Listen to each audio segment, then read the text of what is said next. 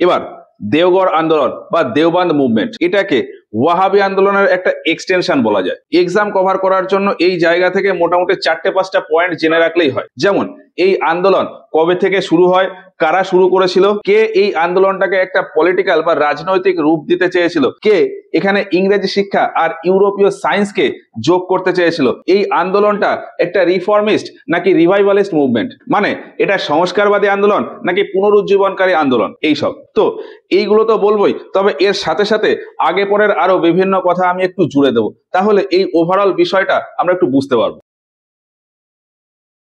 এর আগের আলিগড় আন্দোলন আর ওয়াহাবি আন্দোলন সম্পর্কে আমরা পড়তে গিয়ে এটুকু তো বুঝতে পেরেছি যে বেশ অনেকটা সময় আগে থেকেই মুসলিম সমাজের অবস্থা ভারতে অনেকটাই দুর্বল হয়ে পড়েছে। আর এই মুসলিম সমাজের সংস্কার করার জন্য বিভিন্ন সময় ছোট বড় বিভিন্ন সংগঠন বা বিভিন্ন উলেমা এরা নিজেদের মতন করে কাজবাজ করত। এবার 1857 মহাবিদ্রোহের পরে একটা জিনিস লক্ষ্য করে দেখা যায় যে দিল্লিতে ওই যে বাহাদুর শাহ হেরে গিয়েছিল, এই মহাবিদ্রোহ বাহাদুর শাহ হেরে যাওয়ার পর ভারতে মুসলিম সমাজ একেবারে ভেঙে পড়ে। আর এইভাবে চলতে চলতে কিছু উলেমারা বুঝতে পারে যে ভারতে একটা সংগঠিত ইউনিয়ন বা ইনস্টিটিউট দরকার, যেটা ভারতের মুসলিম সমাজের বিভিন্ন নিয়ম নিয়ন্ত্রণ করবে। আর সেই উদ্দেশ্যে মোটামুটি 1866 বা 67 এই সময় গিয়ে উত্তরপ্রদেশের এইখানে সাহারানপুর, এই সাহারানপুর জেলার ভেতরে একটা জায়গা আছে দেওবন্দ বা দেওঘর, এই দেওঘরে একটা মাদ্রাসা ওপেন করা হয় যার নাম হলো দারুল উলুম। এই দেওঘরে যখন এই মাদ্রাসাটা তৈরি করা হয় তখন এর মেইনলি দুটো উদ্দেশ্য ছিল। একটা উদ্দেশ্য হলো কুরআন আর হাদিসের সঠিক শিক্ষা দেওয়া, মানে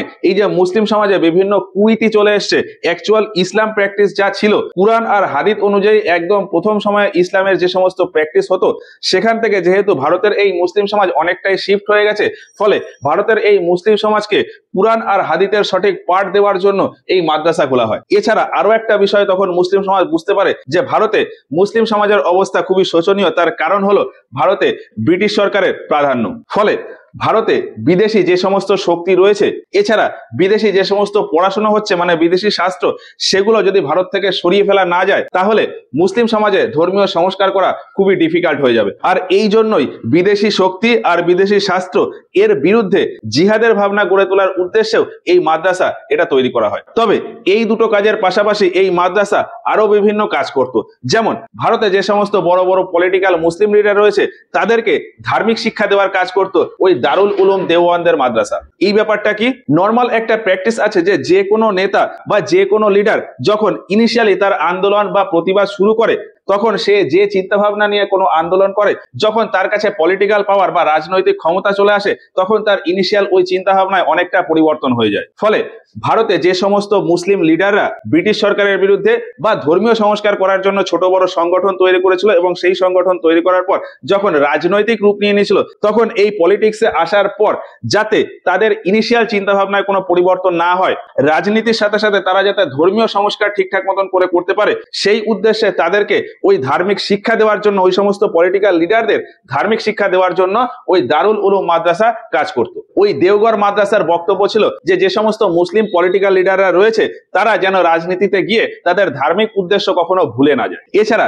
এই মাদ্রাসা আরো বলতো ভারতে যে সমস্ত মুসলিম সমাজ রয়েছে বা মুসলিম ব্যক্তিরা রয়েছে তাদেরকে শুদ্ধ ইসলামীয় পদ্ধতি ফলো করা উচিত, কিন্তু যেখানে খুবই প্রয়োজন হবে সেখানে ওই ইসলামীয় পদ্ধতিতে ফ্লেক্সিবিলিটি রাখা যেতে পারে, তবে সেটা নির্দিষ্ট নিয়ম কানুন মেনেই। ব্যাপারটা কেমন, এই মাদ্রাসার তরফ থেকে বলা হয়েছিল যে কুরআন বা হাদিসের কোনো প্র্যাকটিস বা কোনো রিচুয়ালস যদি পারফর্ম করতে গিয়ে খুব অসুবিধা হয় তাহলে সেটাকে বাদ না দিয়ে বা সেটার পরিবর্তে অন্য কোনো কাজ না করে ওই কাজটাই বা ওই রিচুয়ালসটাই নতুন কোনো পদ্ধতিতে যদি করা যায় সেটা ভাবতে হবে। তো যাই হোক, ইনিশিয়ালি ওই মাদ্রাসা শুধুমাত্র ধার্মিক শিক্ষা দেওয়ার জন্যই চালু হয়েছিল, কিন্তু ধীরে ধীরে এই মাদ্রাসা বা এই ইনস্টিটিউটটা ব্রিটিশদের বিরুদ্ধে প্রতিবাদ জানায়, বিভিন্ন রকম আন্দোলন করে, বিভিন্ন ফতোয়া জারি করে। এই সব করতে করতে এই ইনস্টিটিউটের যে কাজ, মানে এই ইনস্টিটিউট দ্বারা ব্রিটিশ সরকারের বিরুদ্ধে যে সমস্ত প্রতিবাদ বা আন্দোলন, সেই সমস্ত প্রতিবাদ বা আন্দোলনের ঘটনাকেই বলা হয় দেওঘর আন্দোলন বা দেওবন্দ মুভমেন্ট। আর এই ইনস্টিটিউটটাও ধীরে ধীরে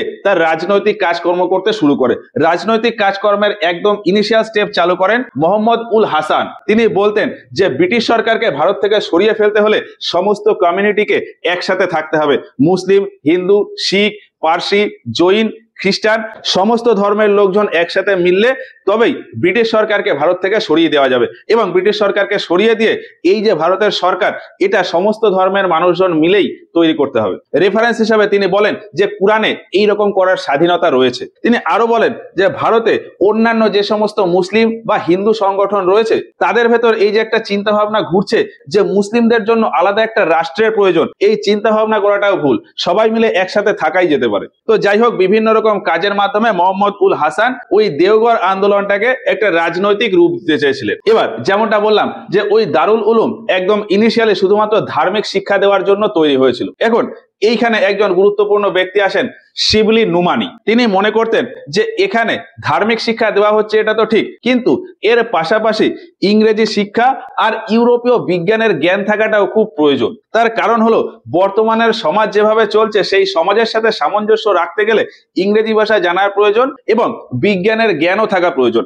ধার্মিক জ্ঞান অবশ্যই থাকবে, কিন্তু তার সাথে সাথে বিজ্ঞানের জ্ঞান রাখাও প্রয়োজন। এর জন্য শিবলি নুমানি ওই দারুল উলুমে একটা প্রপোজালও দিয়েছিলেন, কিন্তু তার সেই প্রপোজাল অ্যাকসেপ্ট হয়নি। ফলে তিনি তার উদ্দেশ্য সফল করার জন্য এই সাহারানপুর থেকে বেরিয়ে আসেন এবং লখনৌ এসে নিজে একটা মাদ্রাসা খোলেন, যার নাম হলো দারুল উলুম নাদওয়াতাল।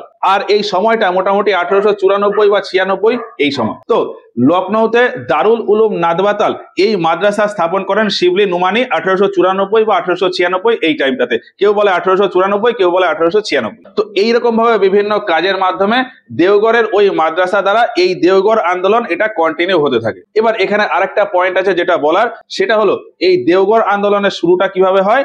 দারুল উলুম ওই মাদ্রাসা স্থাপনের মাধ্যমে। এই দারুল উলুম মাদ্রাসা স্থাপনের পেছনে দুজনের নাম আছে, অ্যাকচুয়ালি দুজন না, চারজনের নাম আছে। দুজনের নাম আমরা বেশি জানি, বাকি দুজনের নাম জানি না। প্রথম দুজন হলো মোহাম্মদ কাসিম নানতবি আর রাশিদ আহমেদ গাঙ্গুই। কি বললাম? মোহাম্মদ কাসিম নানতবি আর রাশিদ আহমেদ গাঙ্গুই।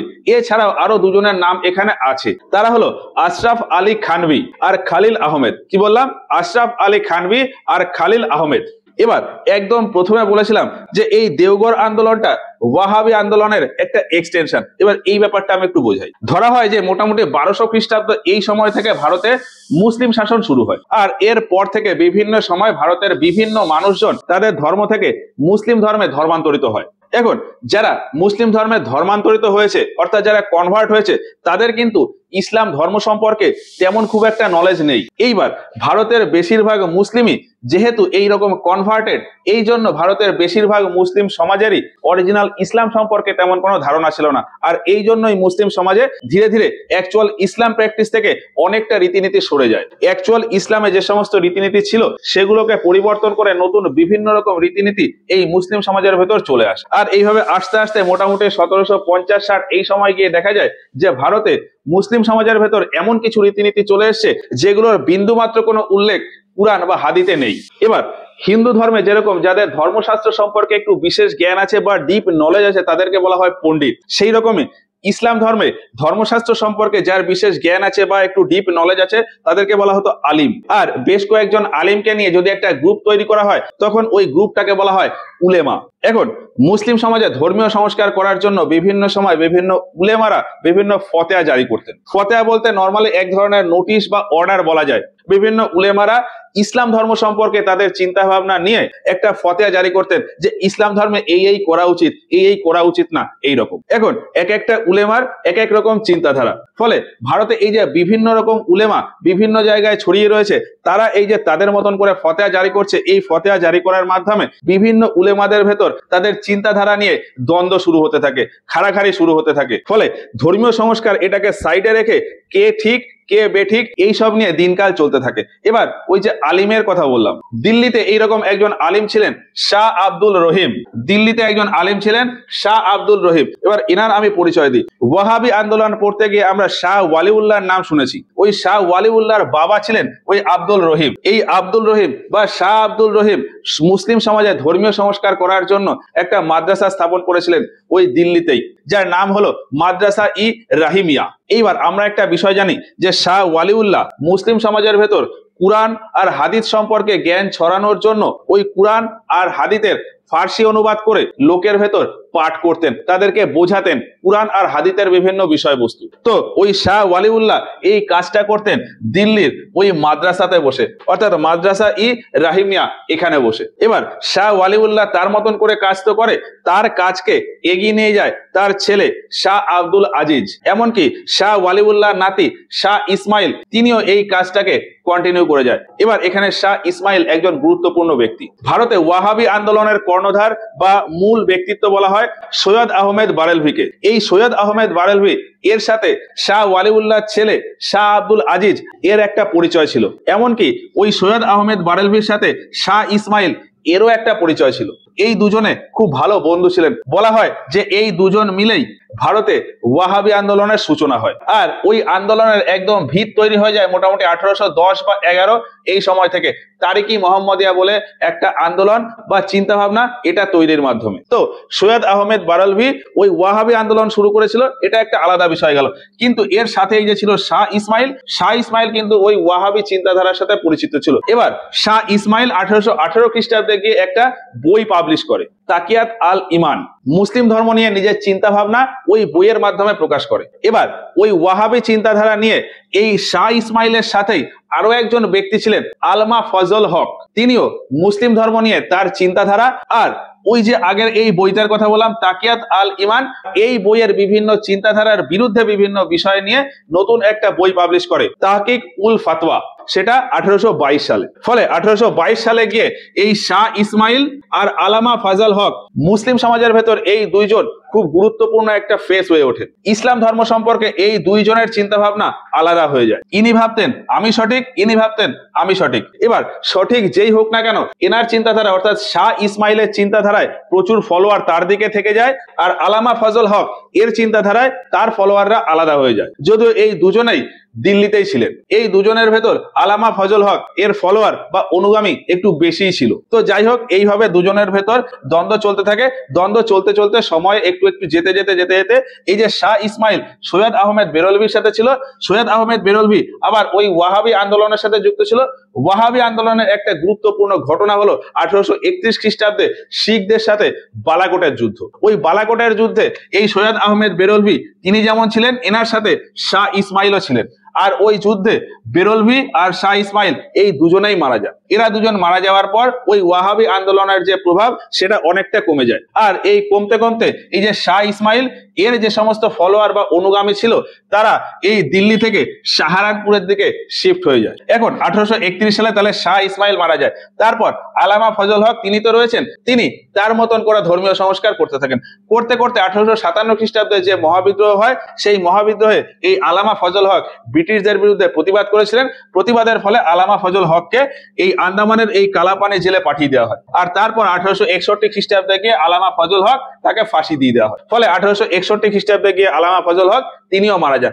কিন্তু এই দুজনের ফলোয়ার বা অনুগামীরা থেকেই যায়। শাহ ইসমাইলের ফলোয়াররা ওই যে বললাম সাহারানপুর শিফট হয়ে যায়, আর আলামা ফজল হকের যে সমস্ত ফলোয়ার বা অনুগামীরা রয়েছে এনার মৃত্যুর পর দিল্লি থেকে শিফট হয়ে বেরলিতে চলে আসে, এবং বেরলিতে এসে ওই ফজল হকের চিন্তাধারা নিয়ে তাদের মতন করে প্রতিবাদ চালাতে থাকে। এই চালাতে চালাতে দুজন গুরুত্বপূর্ণ ব্যক্তির নাম উঠে আসে, মৌলানা নাকি আলী খান আর আহমেদ রাজা খান। এই যে রাজা খান এই ফজল হকের যে চিন্তাধারা ছিল সেটাকে একটা নতুন রূপ দিয়ে ব্রিটিশদের বিরুদ্ধে একটা আন্দোলন মতন শুরু করে। সেই আন্দোলনটাকেই বলা হয় বেরলি আন্দোলন বা বারেলভি মুভমেন্ট। আর এই জন্যই বলা হয় যে বেরলি আন্দোলন বা বারেলভি মুভমেন্ট এর ফাউন্ডার বা প্রতিষ্ঠাতা হলেন আহমেদ রাজা খান বা আলা হজরত। তো এই জায়গা থেকে আমাদের বেরলভি মুভমেন্ট বা বেরলি আন্দোলন এটা তো বুঝলাম, কিন্তু এখান থেকে দেওঘর আন্দোলন কিভাবে এলো? ওই যে একদম ইনিশিয়ালি বলেছিলাম শাহ ইসমাইলের যে সমস্ত ফলোয়ার তারা দিল্লি থেকে শিফট হয়ে যায় সাহারানপুরে।